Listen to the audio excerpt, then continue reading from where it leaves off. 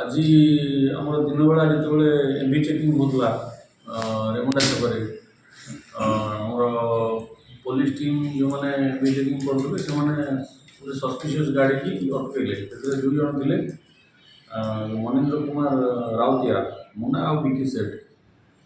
ଏ ଦୁଇ ଜଣଙ୍କୁ ଯେତେବେଳେ ଚେକିଂ କଲେ ପୋଲିସ ଅଟକେଇକରି ତାଙ୍କ ଗାଡ଼ିର କିଛି କୋରେକ୍ସ ମିଳିଲା ଆଉ ଗାଡ଼ିର କାଗଜପତ୍ର ବି କିଛି ମିଳିଲାନି।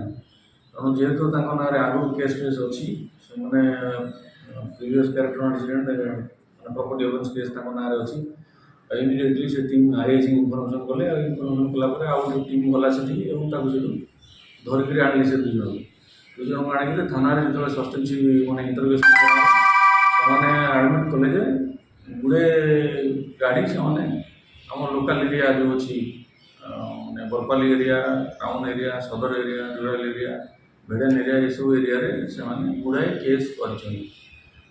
ଆକର୍ଡ଼ିଂଲି ମାନେ ଆଇଆଇସି ଦୁଇଟା ଟିମ୍ ଫର୍ମେସନ୍ କଲେ। ସେ ନିଜେ ଗୋଟେ ଟିମ୍ ଲିଡ୍ କଲେ ଆଉ ଗୋଟେ ଟିମ୍ ଆମର ସାମନ୍ତରାୟ ଆଉ ଦୀପକ ବାବୁ ଦୁଇ ଜଣ ଗୋଟେ ଟିମ୍ ଲିଡ୍ କଲେ।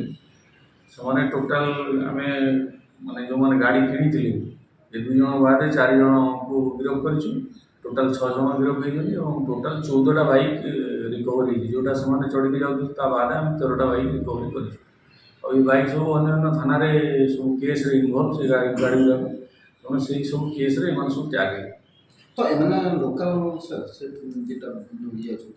ଜଣେ ଲୋକାଲ୍ ଆଉ ଜଣେ ଏପଟେ ତାଙ୍କର ଘର ଥିଲା କିନ୍ତୁ ସେ ଏଠି ରହୁନାହାନ୍ତି, ଏବେ ବରପାଲି ଏରିଆରେ ରହୁଛନ୍ତି। ସାର୍ ଯେତେବେଳେ ଟୋଟାଲ୍ କୋରେକ୍ସଟା କ'ଣ ମିଳିଛି? ହଁ, ତାଙ୍କ ଗାଡ଼ିରୁ କୋରେକ୍ସ ବି ମିଳିଛି। କୋରେକ୍ସ ସେମାନେ ଆମେ ଯାଇ ଇଣ୍ଟରଭ୍ୟୁସନ୍ରେ ସେମାନେ ବରଗଡ଼ରୁ ଆଣିଛନ୍ତି ବୋଲି କହୁଛନ୍ତି। ବିଶିପଡ଼ା ଏରିଆରୁ ସେମାନେ ଯାହା ନାଁ କହୁଛନ୍ତି ଆମେ ତାଙ୍କୁ ବି ଗିରଫ କରିବୁ ଏବଂ କେସ୍ରେ ଦାଖଲ କରିବୁ। ତ ତାଙ୍କୁ ଦେଖିକି ଆଗରୁ ସନ୍ଦେହ କରାଯାଉଥିଲା କି ଏମାନେ କୋରେକ୍ସ ବି ଇନଭଲ୍ଭ ଅଛନ୍ତି ନା କ'ଣ? ହଁ, ଆଙ୍କ ଉପରେ ପୁଲିସ ନଜର ରଖିଥିଲା, ଭେଡ଼େନ୍ ପୁଲିସ। ଆମ ପାଖରେ ଇନଫର୍ମେସନ୍ ଥିଲା, କନଫିଡେନ୍ସିଆଲ୍ ଇନଫର୍ମେସନ୍, ଏମାନେ ସେ ବିଜନେସ୍ରେ ଇନଭଲ୍ଭ ଅଛନ୍ତି। କିନ୍ତୁ ଏହାକୁ ଆଉ କିଛି ଅଧିକା ଆଶା କରାଯାଉଛି ସାର୍? କେସ୍ ତ ଏବେ ପ୍ରିଲିମିନାରୀ ଷ୍ଟେଜ୍ରେ ଇନଭେଷ୍ଟିଗେସନ୍ ଅଛି। ଏ ର୍ୟାକେଟ୍ରେ ଆଉ କେଉଁମାନେ ଇନଭଲ୍ଭ ଅଛନ୍ତି ସବସିକ୍ୱେଣ୍ଟଲି ଜଣାପଡ଼ିବ। ସାର୍ କୋରେକ୍ସ ପରିମାଣଟା କେତେ ଜବତ ହେଇଛି? କୋରେକ୍ସ କେତେ ଜବତ ହେଇଛି? ପରିମାଣଟା 10ଟା କଫ୍ ସିରପ୍ ସିଜ୍। ଗାଡ଼ି में किन जबत कले? ଆଜ୍ଞା, गाड़ी किन ଆସିଲା? ଗାଡ଼ି ସେମାନେ ଗାଡ଼ିର ବାସ୍କେଟ୍ରେ ରଖିଥିଲେ ସେଇଟା କଫ୍ ସିରପ୍ଟା ପଦାକୁ ଜଣା ପଡ଼ୁନଥିଲା।